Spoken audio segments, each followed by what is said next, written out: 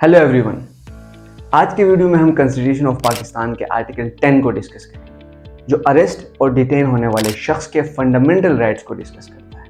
और ये आर्टिकल किसी भी पर्सन को आर्बिट्रेरी और इल्लीगल अरेस्ट से प्रोटेक्ट करता है। आर्टिकल 10 को सही से समझना हर सिटीजन के लिए बहुत इंपॉर्टेंट है। इस वीडियो को लास्ट तक ज़रूर देखिए। आर्टिकल 10 के टोटल 9 क्लॉजेस हैं, जिनमें से फर्स्ट 2 प्री ट्रायल अरेस्ट को डिस्कस करते हैं, जबकि rest of the clauses preventive detention को डिस्कस करते हैं। प्री ट्रायल अरेस्ट वो अरेस्ट है जिसमें किसी भी पर्सन को क्राइम कमिट होने या फिर एक्यूजेशन लगने के बाद कोर्ट के सामने अपीयर करने के लिए अरेस्ट किया जाता है for the trial. However, preventive detention में किसी भी पर्सन को किसी क्राइम को कमिट करने से रोकने के लिए डिटेन या अरेस्ट किया जाता है। प्रिवेंटिव डिटेंशन में लॉ इन्फोर्सिंग एजेंसीज को एप्रीहेंशन होता है that this person is going to commit any crime. आइए हम आर्टिकल 10 के तमाम क्लॉजेस को वन बाय वन डिस्कस करते हैं। क्लॉज 1 अरेस्ट या डिटेन होने वाले पर्सन के 2 राइट्स एंड सेफगार्ड्स को डिस्कस करता है। Right to be inform about the grounds of arrest and right to consult and be defended by a legal practitioner of his her choice. इसका मतलब ये हुआ कि किसी भी पर्सन जिसको अरेस्ट किया गया है, लॉ इन्फोर्सिंग अथॉरिटीज़ अपने कस्टडी में डिटेन नहीं कर सकते जब तक कि वो उस पर्सन को अरेस्ट करने के ग्राउंड्स के बारे में इन्फॉर्म ना करें। सेकेंडली, अंडर दिस क्लॉज जिस पर्सन को अरेस्ट किया गया है उसके पास पूरा इख्तियार है कि वो अपनी मर्जी के लीगल प्रैक्टिशनर यानी कि एडवोकेट को अपने डिफेंस में इंगेज करे। क्लॉज 2 भी 2 राइट्स एंड सेफगार्ड्स को डिस्कस करता है। Right to produce before magistrate and no detention beyond 24 hours. इसका मतलब ये है कि अरेस्ट के विद इन 24 आवर्स अथॉरिटीज़ की ये मैंडेटरी ड्यूटी है कि वो उस पर्सन को मजिस्ट्रेट के सामने प्रोड्यूस करें।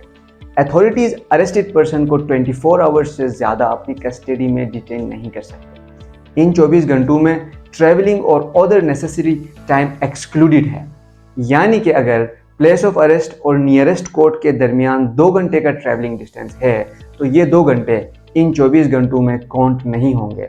ये टाइम एडिशनली अथॉरिटीज़ को अंडर दिस क्लॉज दिया गया है।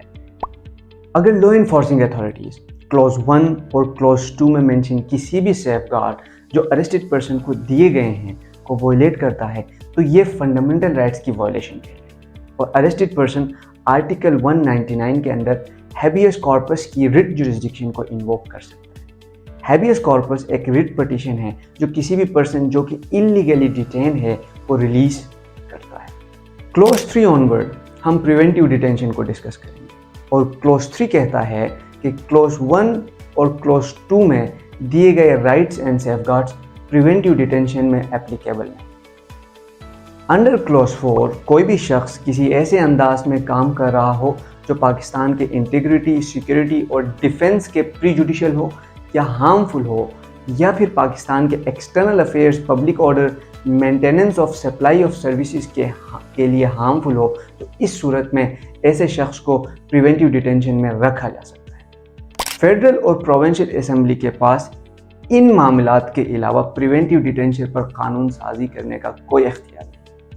क्लॉज 4 के अंदर किसी भी शख्स को 3 मंथ से ज़्यादा डिटेन नहीं किया जा सकता unless until appropriate review board उनके केस को रिव्यू करे, इनको इन पर्सन सुने और ये फैसला करे कि ये डिटेंशन कंटिन्यू रहना चाहिए। तो इस सूरत में डिटेंशन 3 मंथ्स से एक्सीड कर सकता है और रिव्यू बोर्ड के लिए लाजमी है कि वो हर 3 महीने में इस केस को रिव्यू करे। Appropriate review board in the case अगर कोई शख्स फेडरल लॉ के अंडर डिटेन किया गया है तो चीफ जस्टिस ऑफ पाकिस्तान एक रिव्यू बोर्ड अपॉइंट करेगा consisting of chairman and 2 other persons. Review board के मेंबर होने के लिए लाजमी है कि वो या तो सुप्रीम कोर्ट या हाई कोर्ट के जज रहे हों या जजेस हों।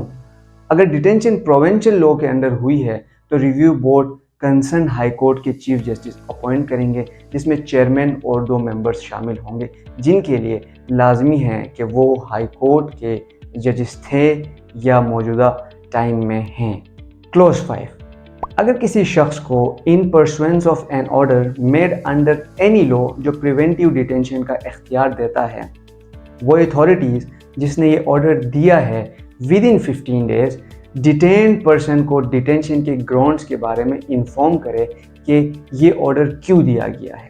لیکن کلوز 5 کا ایک ایکسیپشن بھی ہے, وہ یہ کہ جس اتھارٹی نے یہ آرڈر دیا ہے وہ فیکٹس کو ڈسکلوز کرنے سے ریفیوز بھی کر سکتا ہے اف دے تھنک کہ ان فیکٹس کا ڈسکلوز کرنا پبلک انٹرسٹ کے اگینسٹ ہے. انڈر کلوز 6 وہ اتھارٹی جس نے ڈیٹینشن آرڈر ریلیز کیا ہے وہ ڈیوٹی بونڈ ہے کہ اس کیس کے حوالے سے تمام ڈاکومنٹس کو اپروپریٹ ریویو بورڈ کے سامنے پرووائڈ کر دیں. لیکن یہاں بھی ایک ایگزیپشن ہے دیٹ اگر گورنمنٹ کا سیکرٹری ایک سرٹیفکیٹ ایشو کرے وتھ ہی سائن کہ ان ڈاکومنٹس کو اپروپریٹ ریویو بورڈ کے سامنے پرووائڈ کرنا پبلک انٹرسٹ کے اگینسٹ ہے تو ان ڈاکومنٹس کو پرووائڈ نہیں کیا جائے گا. کلوز 7 اسٹیٹس دیٹ کسی بھی شخص کو انڈر پریونٹیو ڈیٹینشن میکسیمم 8 مہینے سے زیادہ ڈیٹین نہیں کیا جا سکتا اگر وہ کوئی ایسی حرکت کرے جو harmful who for the public order. And 12 مہینے سے زیادہ ڈیٹین نہیں کیا جا سکتا ان آل دی ادر کیسز جو ہم نے کلوز 4 کے اندر ڈسکس کیا تھا.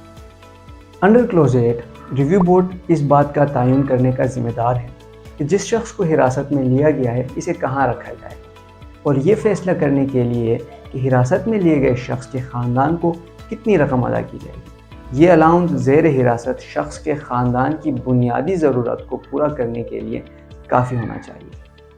انڈر کلوز 9 یہ آرٹیکل کسی ایسے شخص پر لاگو نہیں ہوتا جسے دشمن اجنبی سمجھا جاتا ہے, جو کہ ایک اصطلاح ہے جو عام طور پر کسی ایسے شخص کی وضاحت کے لیے استعمال ہوتی ہے جو کسی ایسے ملک یا علاقے کا شہری ہو جو حالت جنگ میں ہو یا پھر زیر بحث ملک کے ساتھ کوئی دوسرا تنازع ہو. اس کا مطلب یہ ہے کہ اس آرٹیکل میں کوئی بھی قانون یا ضابطہ کسی ایسے شخص پر لاگو نہیں ہوتا جو کسی دشمن ملک یا علاقے سے ہو.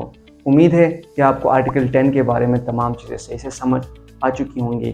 Thank you very much.